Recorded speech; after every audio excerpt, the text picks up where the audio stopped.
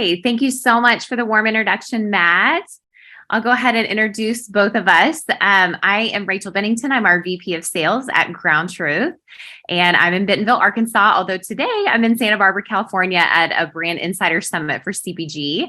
But we're really excited to be here. Dan, I'll go ahead and let you introduce yourself before I go any further. Yeah, absolutely. I'm Dan Hargis, account executive here at the CPG team at Ground Truth. I'm in Minneapolis, Minnesota. It is a little snowy here, a couple inches of snow. But yeah, we're really excited to be here. I come from a background of retail media networks. I was at Roundel for the last several years and with Target for a little over 6 years. So happy to share some insights here with the team and all those who are listening. Yes, Dan has been such a fantastic addition to our team. And we really think that you're going to learn a lot from what he has to share. And so with that, we just kind of want to set the stage. First and foremost, how this research project really came about for us is just through the growing need of our customers to understand what are retail media networks offering, and especially for people who aren't directly related or have that interaction with retail media networks. So that's where it started. And this really came about last year, about this time, having many of our people planning for 2022, not knowing what that's going to look like, and really needing to understand what role does a vendor like us and like others that are out there like us play in the market to be able to still provide valuable services to our clients, to suppliers. And so with that, we had over 38 interviews with top clients and suppliers across all CPG brand and shopper, and really found the meat and potatoes of our research in Walmart and Target. So thanks, Dan is going to dig into the Target information, and I'll share what I know about Walmart. And really to just level set with everyone too, we want to take this from kind of that 10,000 foot view. Many of you that do work with retail media networks, you're going to say, oh, wow, Rachel, Dan, I have much more information than you guys have. That's okay. That's great. We hope that you share that out there to help others in the supplier community. But today we're going to assume you know nothing, and we're going to share very high level of what we found in this research. What are some of the ways that people are finding great results? What are ways that they're looking for opportunity to partner with folks like us? And really out of that, what are the next steps? What does that look like being a part of your planning for 2023? So without further ado, we'll go ahead and kick this right off. As you guys know, retail media is just grown like rapid fire. In fact, I pulled this quote and I feel like it's just such a good quick summary. Boston Consulting Group calls retail media networks a once in a generation sea change, not unlike the move from traditional to digital. Analysts at eMarketer have dubbed this one of 2022's top 5 retail trends, saying that by 2023, so just by next year, retail media will top $50 billion and account for almost 1 in 5 digital ad dollars.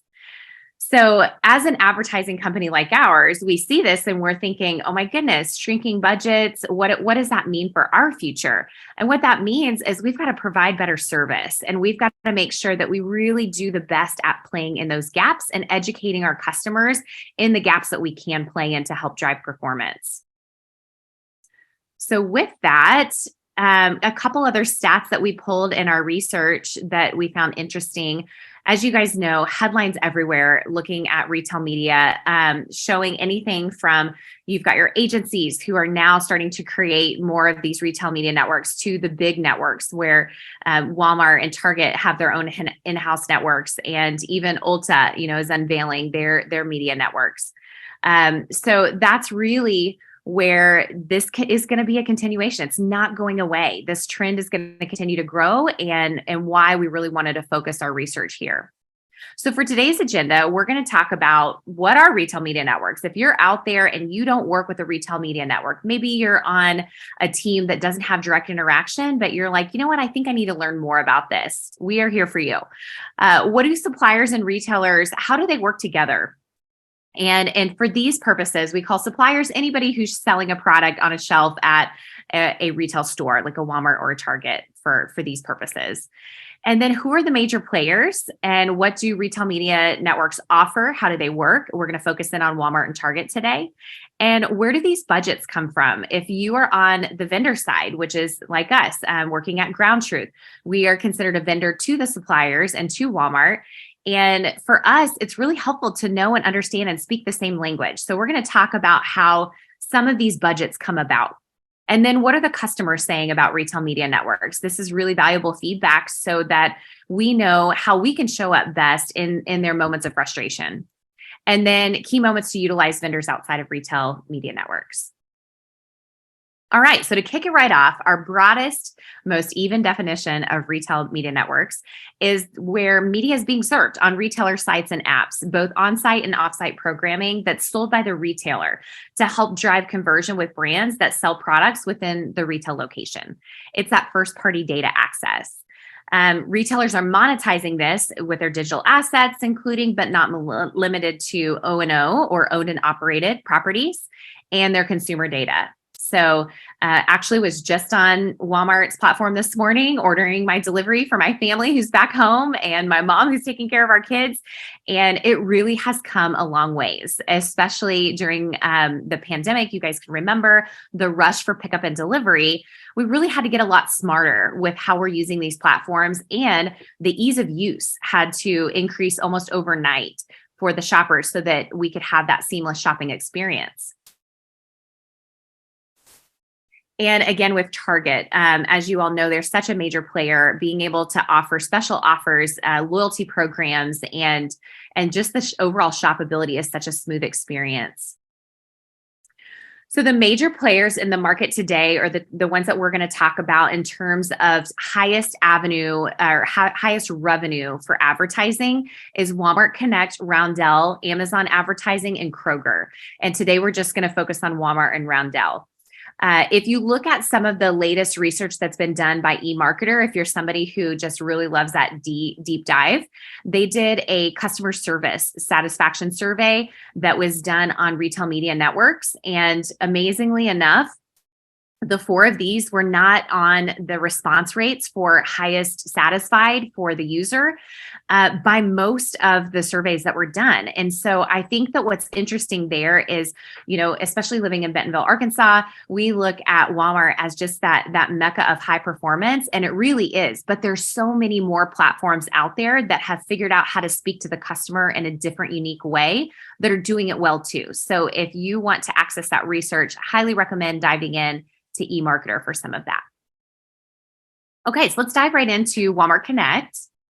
And again, to preface this information, this research was done about 9 months ago. We've updated it from here and there, but knowing that we don't work directly with retail media networks, this is all bypassed information. We're going to stick as high as possible and just know that things could have changed from then, but hopefully this helps you get an understanding.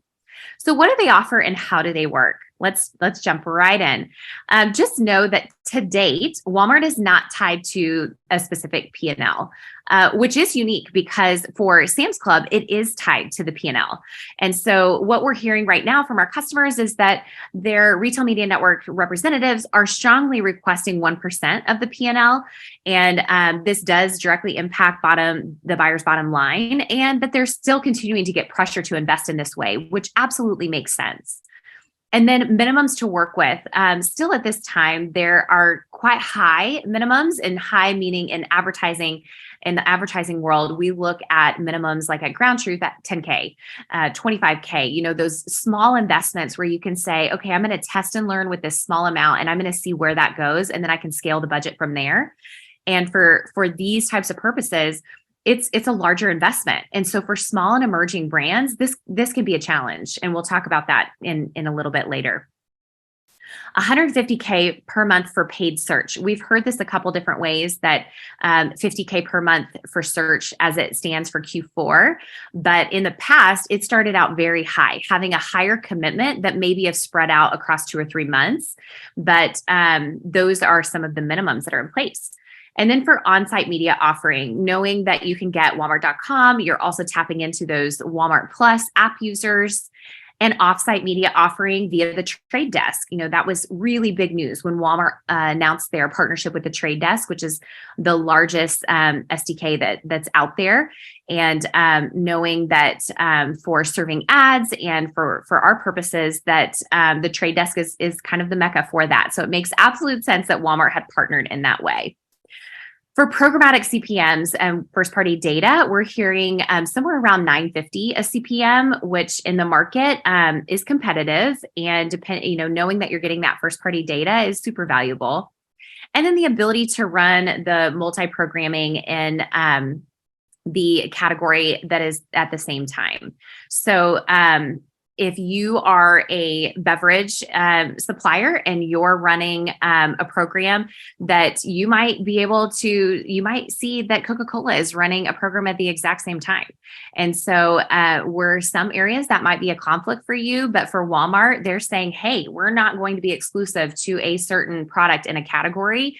And so in some ways, this provides an advantage. In others ways, this can be a conflict. So something to consider.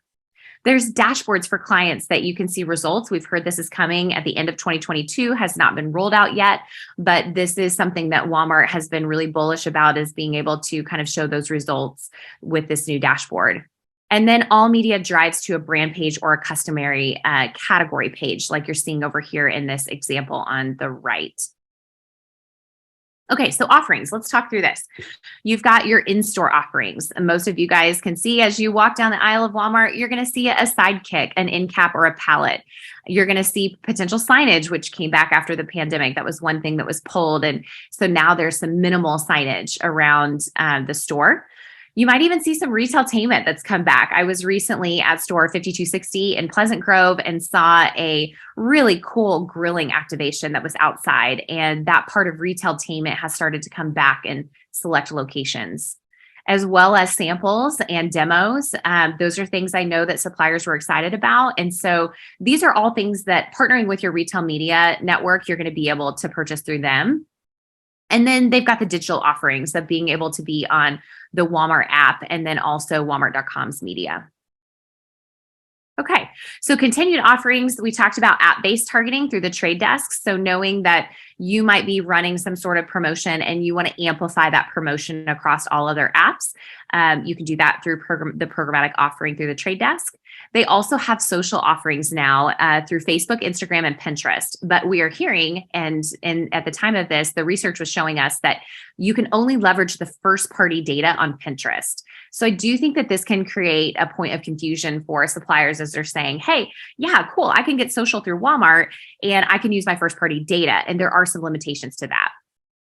Walmart announced the Ibotta partnership, which was really exciting for those that are subscribers to Ibotta, being able to get that discount right there at checkout, and it's going to be a more seamless experience. And then contextual video ads are in beta test for those tier 1 clients, those 20 million and above commit.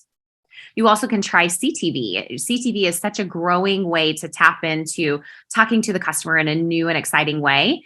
And this is in beta test for tier 1 clients as well this year at that $20 million commit, but it does not offer OTT. So just a quick little synopsis on CTV and OTT. If you're out there and you're not in the media world and you're wondering what the heck is she talking about, CTV is connected TV. Picture that as your big screen TV that's in your living room that is connected to either an Apple box or maybe a Roku. But OTT is encompassing of all other, or what we call omni screen, just for quick purposes of OTT. And that could be where you're streaming from your cell phone or a laptop or cross device or something like that. That is what encompasses your OTT screens. So today, our insights show us that some of the highest streaming is actually happening from mobile, which makes completely sense. This morning, I was getting ready for my conference and I was actually streaming one of my favorite shows as I was getting ready on my cell phone. And so I know many of us are probably in that boat where you've got that constant streaming that's happening in the background from time to time on your phone.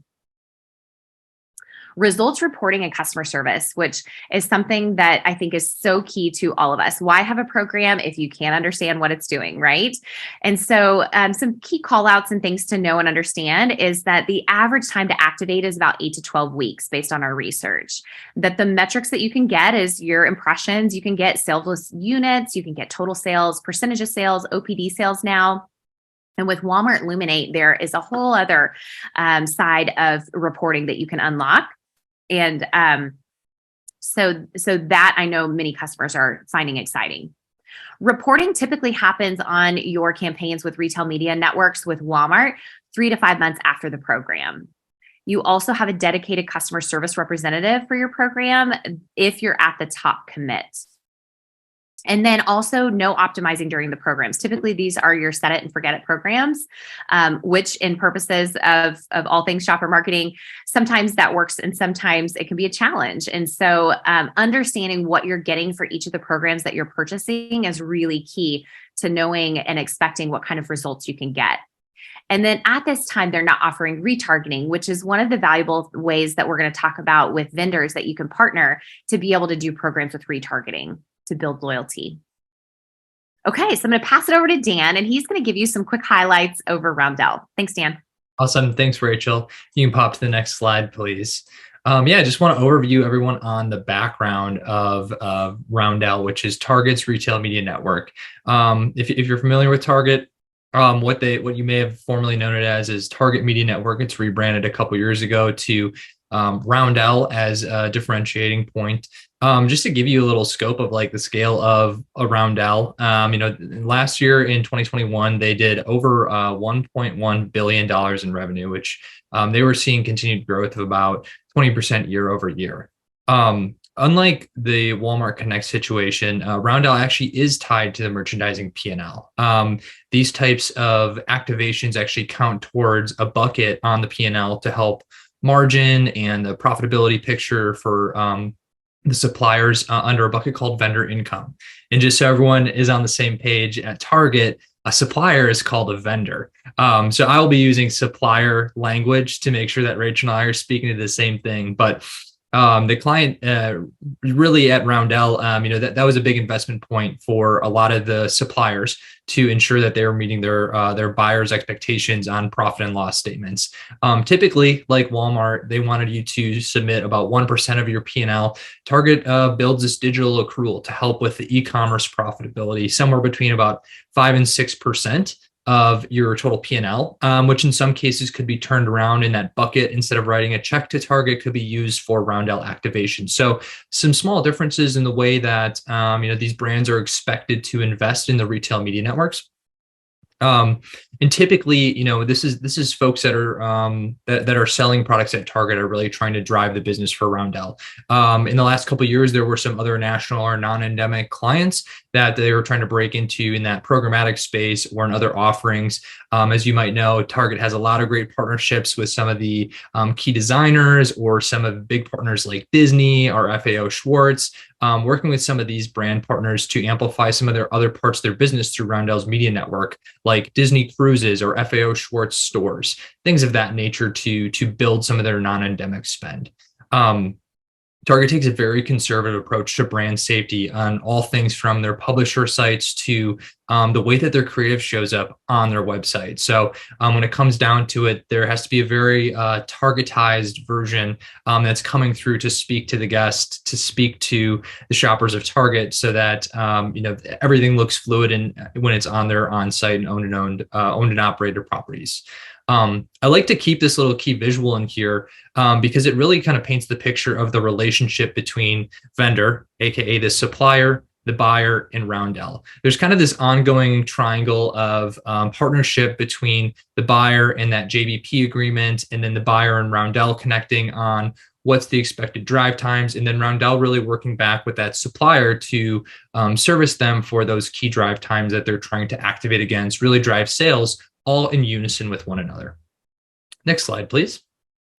So how does someone work with Roundel? As we kind of heard with Rachel, there's a lot of different minimums and things that are required in the retail media network space. For my time there, I had the pleasure of starting off when we were doing 25K campaigns and there was no minimum. And then over the growth in course of the last year, I'm really seeing those minimums become something that Roundel is really focused on and making sure that we're servicing clients that are willing to spend with us. So really at the annual spend starts at a $500,000 investment to even be considered for the managed service components of Roundel, where you're going to receive an account executive, account manager, and team that's going to help you build out your strategies. And some newer, more recent changes on the team in leadership, they're really focused on tiering out clients based on those levels of spend. So there's more or less three tiers, kind of a opening price point tier where it's going to be someone who meets that minimum, maybe spending up to $1 million on an annual basis. Then there's this core group of suppliers that are spending somewhere between $1 and $5 million. Maybe even a little higher, like $7.5 or $10 million. And then you're going to have these enterprise clients that are spending a $10 million plus amount on an annual basis. And the levels of service and the things that you can do, from number of creative versions per campaign to different types of execution and reporting and insights that you're able to get to, all depends on that spend level. So the more you spend, you're incentivized to get newer things like new insights, beta tests, more creative versions and capabilities.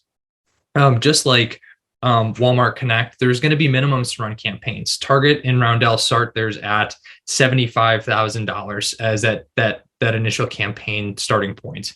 And typically when you get into the execution of things, very similar to Walmart Connect, it's going to be an 8 to 10 week turnaround just to start that talking point to activating and going live. And in my experience as an account manager there, we try to keep very strict to those timing and action because we know there are so many components that go into building out those campaigns. Very different than where I'm at now with Ground Truth, where we can activate very quickly.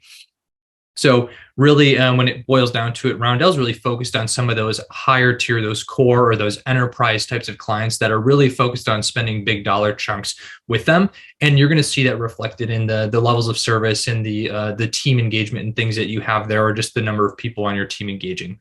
Like I've mentioned before, that investment is something that is advantageous for the suppliers because it does go directly towards their vendor income or directly to their profits and loss statement. That's on the managed service front. Roundel has opened up some other opportunities for brands that might not be able to meet that minimum, or other options that are more self-service or programmatic that you can lean into some of that golden first-party data. First being a self-service option with target product ads, which is on-site search sponsorship with Criteo and or Citrus ad. And this is another thing that they've built to help influence the P&L, where 90% of that spend is counted towards that vendor income bucket. Secondarily, programmatic. This is not something that was a very big and growing deal when I was at Roundel, but recently I've heard that they've changed their model so that more brands can participate in this space, and their programmatic offerings will actually be counted towards vendor income in 2023. There was some limitations to the ad spaces and ad units and limitations on on-site media with programmatic, which wasn't making it a very favorable thing for a lot of the brands. Next slide, please. So I want to talk a little bit about how Roundel works and how you can work with them. Very similar in some of the channels that you can activate with the Walmart Connect, those owned and operated properties like Target.com, the Target app banner. The retail media networks put up more or less a walled garden around these properties because they know the number of people that are there and the engagement that they can drive, but also because they can control a lot of the branding and things that happen on these sites. Externally, they have something called Bullseye Marketplace, which is highly vetted, as I talked about brand safety early, highly vetted list of publishers within a network where you can activate offsite on desktop or mobile. And then they also had offerings of standard display, some video, pre-roll, connected TV is something that they're getting into. Started with some beta tests in late 2021 and rolling out throughout this year. And then YouTube is another offering to do pre-roll or in-video roll for video for online video. They also extended their audiences, that first-party audience, like Rachel mentioned, to some of these social platforms like Facebook, Instagram, Snapchat, and Pinterest. and even implemented late in 2021, like to know influencers so that you could partner with Roundel and pick hand selected influencers to activate media against. Lastly, they did have Google search, so PLA and DSA text ads, in which you could activate towards, again, a Roundel campaign that was going to count towards your profits and loss statement. One thing that Roundel does a little differently than Walmart Connect is that there's not a lot of in-store offerings. This is a different functioning team to do in-store marketing or store experience marketing. So that's not something that was offered through Roundel. The only thing that came to mind was you could advertise on something called Channel Red, which was all the TVs in the entertainment section. You could blast a video or your messaging in store, but there was no measurement around it because there was no scheduling or anything of that nature to really understand who even saw that ad or how effective it was. Did anybody see it? Last time I was in a Target, I know it's not the Black Friday time yet, but there wasn't many people in that entertainment section. Next slide, please. So I want to talk a little bit about measurement. And one of the things that always came up when I was at Roundel was the slowness of the measurement and the ability to act on it for the next campaign. So Roundel does provide a lot of great media measurement and retail specific measurement, including that closed loop POS, media influence sales, return on ad spend or ROAS, even SPM, which is sales per milli or sales per thousands of impressions, and offering a lot of different data cuts on specific items that might be featured, those hero items or those halo items. So a lot of great information around the sales measurement. And as I was on my way out, there was even more information being shared around some of the guest behaviors or the shopper behaviors. So are there new guests that came to the store because of this media? What percent of sales were in store versus online? Just more measurements where someone can really start to see the impact of their business as it pertains specifically to Target. Like Walmart Connect, Target and Roundel really wanted to put the data in the hands of the suppliers. They're rolling something out, and I believe it is currently live, although I know that it might be still in beta testing, something called Kiosk, which is a self-serve platform for clients to be able to pull their own reporting. Next slide, please. Awesome. I'm going to kick this back to Rachel now to talk through budgets for retail media networks. All right. And before we do, important adjustment, we're talking about, all things CPG, which has a lot of acronyms. If we ever go through an acronym that you don't understand or have questions about, please feel free to ask in the chat and we are happy to answer it. I remember when I first took my first role in CPG and they gave me a little book of cheat sheets of all of the acronyms and I had to study those and it took me a while to learn the language. So if you've got questions, feel free to ask. The other correction is Trade Desk is the largest DSP, demand side platform. And so if you're out there wondering, what does that even stand for? It is the largest being able to send the most ads out today and is the largest independent platform that's out there. So, all right. So talking about budgets for retail media networks can come from a variety of different places. And in our interviews that we conducted for our research project, we were hearing so many different answers that it's hard to capture all of those. So we want to give you some of the JBP partners, the joint business partners that we talk to that have the largest commits. How do they pay for these things? And so that's where our research is based out of. And what we were told by them is that there's really two main allocation or two main buckets, if you will, for these budgets for retail medias that they tend to tap into. Most clients today are tapping into their A and CP budget, which is advertising and consumer promotion. Makes complete sense. And these funds act as a full commit. So if the ask is higher than the allocated funds, then clients are pressuring sales teams to lean in with some of those trade budgets. As many of you who are on the call might be shaking your head saying, yep, that has absolutely happened. Most companies, though, leave a small holdout of about 1% to 5% for test and learn opportunities, which is important so that you're not putting all your eggs in one basket. And these trade budgets are tied to special offers and promotions that drive direct conversion. It's really important, suppliers, when you're working with vendors, to make known what that main KPI is that you're using in that test and learn budget so that they can show up in the best way outside of retail media networks where they may not be able to provide you first party data and some of those other things. And they might come to the table with something new and unique. understanding that KPI is just key to the success of the programs and the investment outside of retail media. So, what are customers saying? This is just a few high level comments that some of you might agree with, some of you might not, and that's okay. Again, if you're new logging on, these are from 38 different interviews that we conducted with a variety of different partners at Brand and Shopper. Just saying, I think we all can agree this helps with the retailer relationship. This is really key for each supplier who has a product on shelf at the retailer to show their level of commitment. So, really important in this relationship. It also helps improve the financial picture with the retailer. When you meet with them, they're going to talk about the way that you've invested, and they might even be more apt to share more information with you because they see that you're investing. The first party data, which is second to none, you'll be able to get from Walmart and Roundel, that first party data, also from Kroger, Amazon, and other retail media networks. Exclusive placements on .com and InStore. So as you're scrolling, maybe you have that asset that's going to be showing across the top as part of a video of key highlighted items. And then it's a set it and forget it. So for many of you, you set your programming for the year, you know that it's going to be taken care of by your rep, and it's already set and ready to go. And then you've got the closed loop POS data that we referenced before. Okay, so what are customers saying about retail media networks that maybe there's area for opportunity? And we're going to talk about ways to partner after this. So what do we do about these things?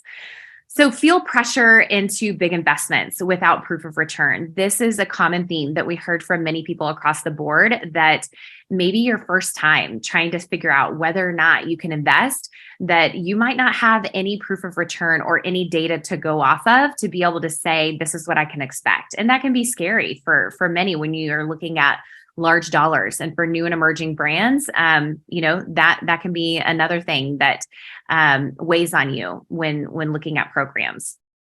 Long lead times to activate and delayed reporting and measurement. Many of your vendors, we're going to talk about in a little bit, that the time to activate is going to be sooner. So when you're in economic downturn like where we're at now, you're being very reactive to what's happening. I mean, I'm pretty sure nobody saw the pandemic and saw that coming. And so we all had to learn to be extremely reactive. And so when there's longer setup times, this can be a hindrance. No in-program optimization. So we've heard from some of our JBP partners, this has gotten better, but in-programming optimization is key to making sure that you're continuing to drive better and better performance week over week. Category exclusives that you can run with a competitor at the same time. We've referenced this, that you may be a Pepsi who won a program or has an in cap and a side cap, as an in cap and a sidekick. And then all of a sudden your program that is similar to what you were sold in was being shopped out to your competitors. Those things we've definitely have heard have happened. The higher minimums to activate. So if you're a new and emerging brand and all you have is $15,000, this may not be a place that you can invest. Inconsistent communication. Communication continues to be a challenge. I know for retail media networks and outside retail media networks, these are areas of improvement for all of us to be held accountable. Cannot do direct click to cart, only item page. So many vendors can actually offer shoppable ads where you can directly from the ad click on it and it drops into the cart through partners like a Smart Commerce or others that are out there. And from retail media network standpoint, they have you driving to a shelf page or a product description page. And this is another area of opportunity for them to sell advertising along the bottom of wherever your landing is. And then minimal customized creative for campaigns. As you can imagine, the sheer volume that retail media networks interact with, that there can be at times very minimal customization that can happen for your ads. Okay, so kicking it over to Dan to talk through the ground truth advantage. Yeah, thanks, Rachel. Yeah, so we talked a little bit at the beginning. So where do the vendors, the ground truths or other vendors in the space, how do we come in and help fill those gaps of retail media networks? We know there's a lot of good things that are happening at retail media networks, and they're not going away anytime soon. But as you're thinking about other opportunities to amplify those programs, complement those programs, or if there's a result that you're not seeing or something that you would like to improve on, there's great opportunities to test and learn with a vendor like Ground Truth. So just to briefly talk through some of those ways that, we at Ground Truth really approach those, those cons, some of those things that we've heard that aren't favorable to the retail media networks. Vendors like Ground Truth want to provide solutions that are going to work within your timelines, within your budgets, and provide that differentiated service and attention that you're going to get and hopefully love. So just to walk through a few things of where Ground Truth has really stepped in to help fill the gaps of retail media networks for CPG clients. Ground Truth's data and our process is the first and only accredited by the Media Rating Council, which is a 2-year audit program that we had to go through to verify that our ability to identify locations, identify those locations are real places, and that shoppers in their mobile location is identifying in those places, and then that they're an actualized visitor is something that took us a long time to get accredited. But now we have this accreditation and know that our data is some of the best in the industry. Like the retail media networks, our owned and operated channel of WeatherBug is a way that we're actually getting first party data regarding location. Additionally, retail media networks have that ability to navigate their owned and operated properties very well and drive their business for those particular retailers. But as Rachel mentioned, maybe you're new and emerging brand and you have a variety of retail partners you're trying to support at different levels. Vendors like Ground Truth can activate multi-retailer campaigns where we can actually focus on, a Target and a Walmart and maybe a Whole Foods or different channels where those retail media networks aren't as built up or aren't as mature, where you're really looking to find a solution that's going to drive performance at those channels, and retail media networks might not be an option to do that. Or those minimums are too high where you're unable to activate across multiple of them. Additionally, where Ground Truth really sets itself apart is our unique behavioral audiences and understanding who's shopping where and where we're going. So Ground Truth's big differentiator is that we understand location data and the places that people go in the real world. We know that people only go to about 20 to 30 different places in their regular routines. So how crucial would it be to understanding where that person is going? Maybe they went to a Walmart, but maybe they also go to a gym 3 days a week. Maybe they're dropping their kids off at daycare. We can start to build out behaviors and scalable behavioral audiences based on the places that they go, including understanding who's shopping at Walmart, who's actually there in real time. Can we get in front of them with your brand to build relevance as they're about to go into their shopping experience, or drive them to aisles or different places based on those locations they've been? Vendors like Ground Truth also take a different approach to our ability to optimize in campaign and our timing and action. So one of the key things is that our time to activate is only 2 weeks from that point where we can have that conversation about setting a program to getting that launched, in these times where you might have to react very quickly to inflation or a pandemic or a competitor doing something, or even in stock and out of stock issues that you may have been experiencing. That's where Ground Truth can come in, because our team is going to be able to do that and get programs live very quickly to support your business. Also, while we're in campaign, we're going to take all those reporting and applied learnings that we're seeing happening in real time. We're going to optimize and inform you of those optimizations and also show you how the performance of the campaign is going. And then when it comes to that 4-week reporting, we've heard both from Roundel and Walmart, there's some pretty long delays in getting that final result back. You might not even be able to look at the results to understand and learn anything to apply to your next campaign with a retail media network. With Ground Truth, we provide that reporting within 4 weeks so that you have the ability to quickly turn around, take those insights back and apply them into future campaigns, as well as, we're open to those optimizations where even if you have concurrent campaigns running, we can optimize into those tactics that we've seen work well in past campaigns. Additionally, we've talked a little about the connected TV space and how retail media networks are just starting to get into that and becoming savvy in the space. This is a place that Ground Truth actually been playing in for several years. And not only are our audiences, our first-party data, targetable and addressable through connected TV and OTT over the top, that multi-screen approach to streaming and in TV, we can also measure the foot traffic that comes from that particular impression on an over-the-top or on a connected TV ad spot, so that you can actually see a result that's happening from when someone sees your ad to when they actually went into the store and visited, to really close the loop on the measurement component.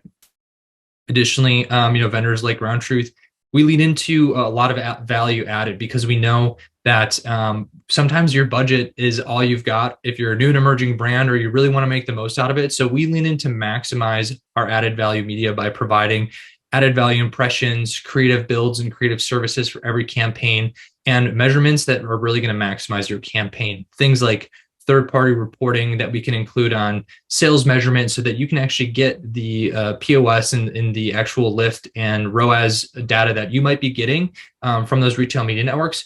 Vendors like a Ground Truth can also do things like that. And we partner with some of the best in the industry, like IRI, RSI, ANSA, Pathformance, and more, because we know how valuable that sales data is into really understanding the performance of something that it's driving for shopper marketing initiatives at particular retailers. So, we like to frame this as we don't like to grade our own homework. We like to take an objective view, leveraging some of those best partners in the industry to really show the performance that Ground Truth can provide for you. And lastly, we talked a lot about those minimums. We know that your dollars have to work really, really hard for you. So with Ground Truth, our minimums are only $10,000 to start as a minimum to activate. So much more approachable and allows you to even spread your dollars if you only have a $30,000 budget working across 2 or even 3 retailers. Awesome. Thanks, Rachel. So I've talked a little bit about Ground Truth's location capabilities and what really sets us apart from even retail media networks. And, when I worked at Roundel, there weren't ever really great opportunities to use geo-targeting, or when we did, we didn't see it perform very well, largely because traditional geo-targeting doesn't have the kind of accuracy and scale that Ground Truth does. Ground Truth's Blueprint technology is our proprietary platform where we actually look at all these different retailers across the country, every Walmart, every Target, every Whole Foods. The list goes on to pretty much any retailer that you can think of, in addition to other points of interest. Think about dog parks, high schools, or even places like daycare or gyms, other places where people are going in the real world that indicate their behaviors. Ground Truth is building blueprints around those spaces so we can truly understand what their location indicates their intent is in the real world. So think of this as maybe your Walmart or your Target store. Ground Truth looks at it in terms of the in-store space, the on-lot space, and the retail block. So when we understand someone's mobile location pings in this particular area or on that lot, we know they're about to go into that Target store. Or in-store, we know that they're a shopper of Walmart. So we can understand their historical behaviors, but also leverage this blueprint technology to reach shoppers in real time. And ultimately, because of our accuracy to do so, we have 0% waste, where against traditional geo-targeting or traditional radial mapping, where it's put a pin in it and draw a radius around it. You can see even in this image, there's a freeway next door. There's lots of other parking lot space that could be wasted. Ultimately, that results in a lot of wasted media happening for your brand. Next slide, please. So when we talk about what's in a winning tactical approach here with Ground Truth, we like to blend our capabilities and our tactics into providing that best plan for you. So what does that even look like? Our capabilities span across location, audience targeting. So understanding what those signals of mobile location and identifying them against our blueprints, what does that mean? Have there been people who have been going to that Walmart in the last 30 days? How many people is that? Should we be reaching those people? Other things like real-time on-premise targeting through Ground Truth blueprints, where we can actually identify when someone's entering into that barrier of the retail block or that on-lot space. Or even if you wanted to talk to somebody while they're in the store, we know how important the cell phone has become to the in-store shopping experience. We can leverage in real time based on mobile location signals. So someone's about to go in and do their weekly grocery shopping or do their stock up trip. We can reach them in real time to get your brand in front of them as they have spending on their mind. Other cool capabilities that Ground Truth has includes weather triggering, which, as I mentioned in the past, we own WeatherBug, one of the fastest growing weather apps in the market space, where we see about 15 million monthly active users. We can actually trigger media based on different weather indicators or weather triggers. So things like maybe you're trying to sell ice cream, or maybe you're trying to sell an ice cold soda, and it's going to be an 85, 90 degree day with a 85% humidity. That might be a good opportunity to use weather to your advantage and get in front of your shoppers so that they have the taste for your soda or your ice cream on their mind as they're doing their next shopping trip. We've also talked a little bit about the other places that someone is going in the real world beyond just the retailers. We build our blueprints and have over 5 million blueprints in the United States alone. We're understanding the different places people go in the real world, which ultimately allows us to build out customizable audiences to understand, is this a mom? Is this someone who is a pet owner because they've been to, I should start with a mom. Have they dropped their kids off at daycare? Are they dropping their kids off at school? What other things are they doing that indicates that they're a mom? Ground Truth has built our customizable audiences around that. Furthermore, looking at other categories like pets, if they're going to dog parks or vets, we can start to understand their behavior and group people into scalable audiences so that we can reach those pet owners and drive them to particular retail locations.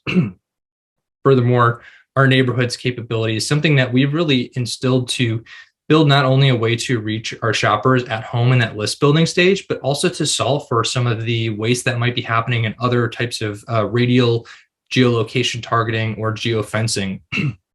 Ground Truth looks at particular locations of that Walmart store, that Target store, and then at the residential areas around. And we heat map those residential areas to see where folks are coming from most frequently, to understand what pockets of the residential area can we get in touch with those shoppers so that when they're in that list building stage, or maybe they're go to this particular store because it's closest to their office.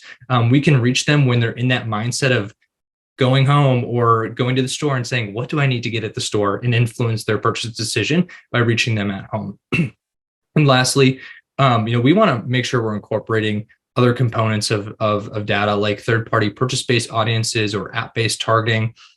Retail media networks have a lot of great walled garden around their particular owned and operated platforms like the Walmart app or the Target app, that a vendor like us can't put media out there, but we can understand who's using those types of apps, or who's purchased in that category, who's purchased your brand, or who's even purchased your competitive brand. And we can use that type of purchase-based audience or app-based targeting to really build out the rest of your plan so that you have an opportunity to get in touch with those shoppers we know are currently shopping in that category to convert them into your brand. Just to give you a little scope, I know I talked a lot in that last slide, just a sample size of some of the audiences that Ground Truth has here. You can see from the span of some of those behaviors, like a cooking enthusiast or a foodie, to demographic targeting like millennials, parents, Gen Z, brand purchasers based on past purchase history, or Ibotta app users based on their app downloads, as well as some of those retailer location and loyalists, where we understand that they go to that particular Walmart twice a week. We can really lean into their location history to be a key audience for your brand. And when it comes to, that's great, what are you going to do with these audiences? Ground Truth has the capability to activate our audiences across multi-channel. So we like to ask all the time, what's the most important screen you think your shopper's on? Oftentimes people say, well, I think it's the mobile phone. We really say it's whatever screen they're on currently during your campaign, whether it be their mobile device or maybe they're streaming OTT like Rachel was this morning.